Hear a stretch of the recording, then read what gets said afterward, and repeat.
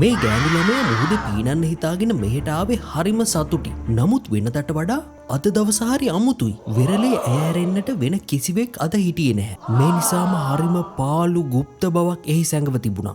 කොහොම හරි ඇය බහිනවා මුහුදට. නමුත් ඇය දැනන් හිටියේ නැහැ. ඇය නොදැනීම තමාටම කරගන්න යන්නේ ලොකු අනතුරක් බව. ජලයේ අඳුරු පැහැවි අමුතු හැඩේ බුබුලු තිබුණත් ඇය එතරම් තැකීමක් කළේ නැහැ. ඒවා සාමාන්‍ය රැලිවල බලපෑමෙන් නැති වූ බව ඇය හිතුවා. ඒත් ඇය හිටියේ ලොකු වැරදි වැටහීමක. කෙසේ වෙතත් අද දවසේ සිදුවුණු අමුතු සිදුවීම් පෙළ ඇය Facebook වෙත අප්ලෝඩ් කරනවා. මෙතනදි තමයි ඇය පුදුම වෙන්නේ. බලන්න මේ බුබුලු රැලි වලින් නැති වුණ ඒවා නෙවෙයි. ඒවා ජලයේ යම් වරදක් ඇති බව පෙන්වන අනතුරු ඇඟවීම. වෙරළ තීරයේ ඇතැම් වෙලාවට ඔබ මේ දකිනවා වගේ අමුතු හැසිරීමක් ඇති වෙන්න පුළුවන්. මේ බුබුලු ඇති වෙන්නේ බැක්ටීරියා වියෝජනයේ ප්‍රතිඵලයක් විදිහට. බැක්ටීරියා වියෝජනය කියන්නේ මොකක්ද?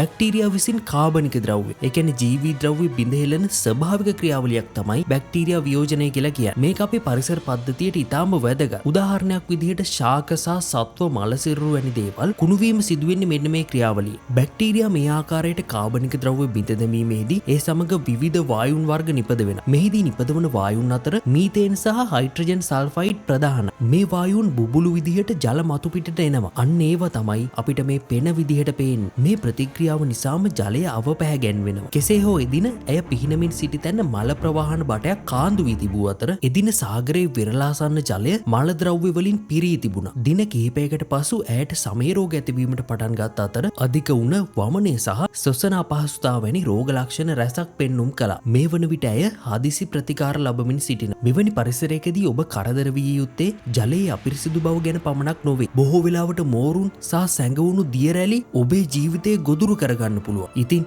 ඔබ කවදා හරි මේ වගේ අමුතු පැහැයක බුබුලු සහ පෙන කැටි දුටුවොත් වහාම ඒ ජලයෙන් ඉවත් වෙන්න. හැකිතරම් මිනිස්සු දැනුවත් කරන්න මේ වීඩියෝ එක ෂෙයා කරන්න. ඒක ඔයා ඔවුන්ගේ ජීවිතේ බේරගන්න කරන ලොකු සේවයක්. හොඳයි එහෙනම් හෙටත් අපි හමු වෙමු ඔයාගේ ආදරණීය අභිරහස් ගවේෂණයත් සමග.